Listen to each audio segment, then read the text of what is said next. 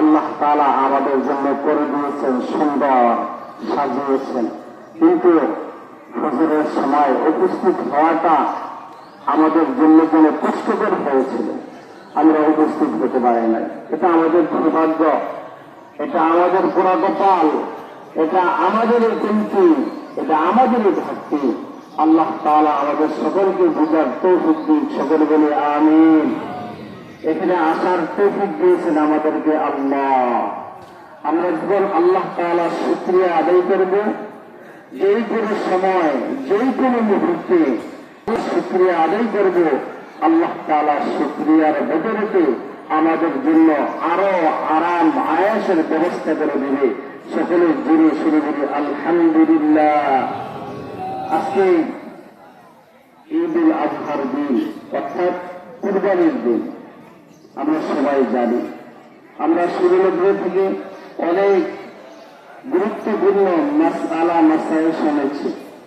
শুধু এখানে নয়, এবং জিলকদের চাঁদ যখন আকাশে ভেসেছে, ওই মুহূর্ত থেকেই প্রত্যেকটা গ্রামের, প্রত্যেকটা মহল্লার, মসজিদের মিম্বার থেকে আওয়াজ এসেছে, কুরবানি কিভাবে দিব, কুরবানি কাকে বলে, কুরবানি কিভাবে দিতে হবে, কুরবানির যে উৎস অর্থ এটা কোথার থেকে আনতে হবে, কিভাবে অর্জন করতে হবে, এটাকে আমরা শুনি নাই?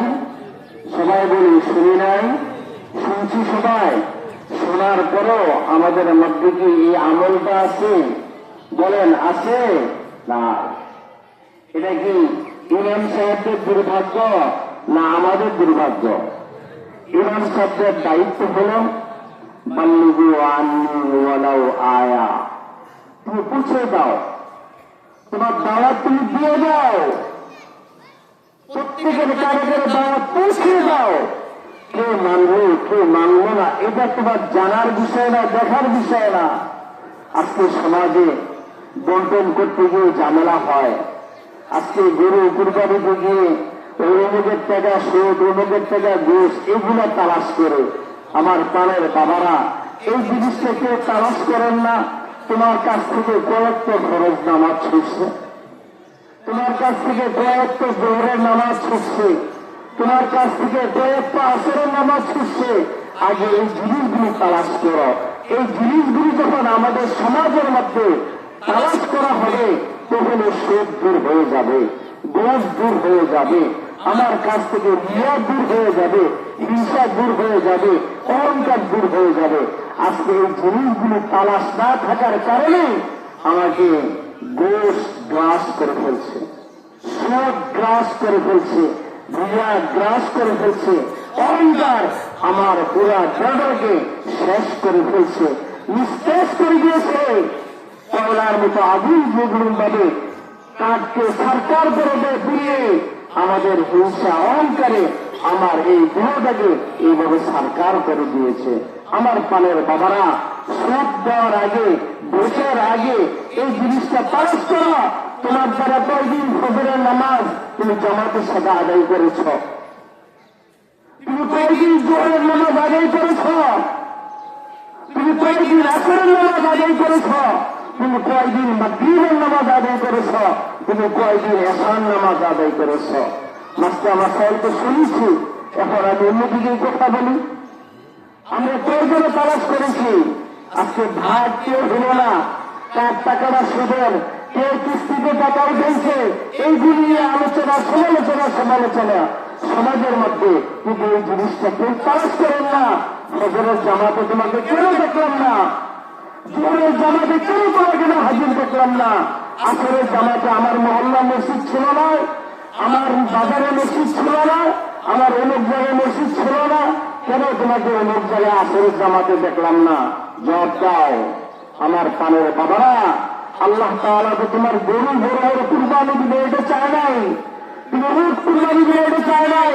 আল্লাহ তাআলা তোমার কাছে তালাশ করে তাকওয়া, তোমার কতটুকু ভয় আছে আল্লাহর প্রতি, আল্লাহর জন্য তোমার ভিতরের দিনের মধ্যে কতটুকু ভয় আছে। আজকে যদি আল্লাহর ভয় আমাদের থাকে, তাহলে সুদ কি আমার কাছে আসবে? বলেন আসবে? কথা বলেন আসবে? থাকবে না। কলমের দ্বারা কি এদিক সেদিক করে কারো টাকা মারা যাবে? বিচারের দরবারে বসে, বিচারের কাঠগড়ায় বসে, চেয়ারে বসে কারো কাছ থেকে কোনো কিছু খাওয়া সম্ভব হবে? সম্ভব হবে না। এক আল্লাহর কোনো ছোট্ট একটা কারুগিরি শুনে আমি শেষ করে দিচ্ছি, যেহেতু সময়ের শেষ, সকলে ক্ষমার দৃষ্টিতে দেখবেন। এক আল্লাহর ওলি তার মুরিদানদেরকে ডাকছে, ডাকার পরে এই মুরিদানদের মধ্যে একজন ছিল অন্ধ।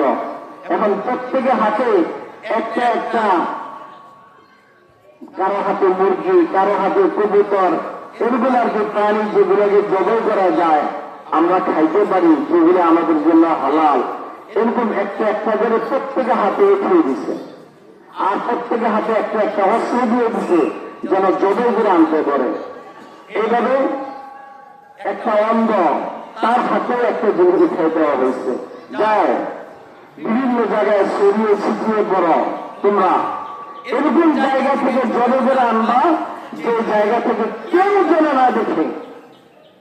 এরকম নির্জব নিস্তেজ কোন জায়গায় অন্ধকার, এরকম জায়গা থেকে তোমরা যত করে আনবা, আইনা আমার দরবারে হাজির হইবা। এখন যারা চোখে দেখে আরেকজন না দেখুন না, এক সমান হবে? কি বলে এক সমান হবে?